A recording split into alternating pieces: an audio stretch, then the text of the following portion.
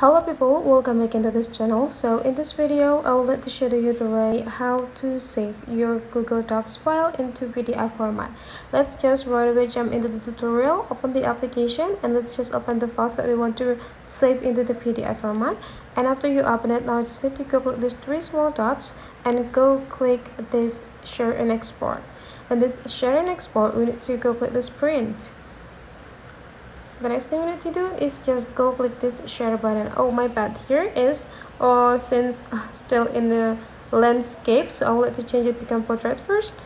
Right, go click this very small dot, go click page setup, and the orientation I will let to change into the portrait. And let's just back into the tutorial. Go click these three small dots, share and export, print, and wait until the document's printed for you. And you just need to go click this share button, and you just need to scroll up until you found save to files here, and then you just need to go click it, and then you just need to find the destinations of the folders, and then whenever you're already done choosing it, go click save, and you just need to go back into your home screen, find the files and find the folder that you just got, and then this is the files that we just print.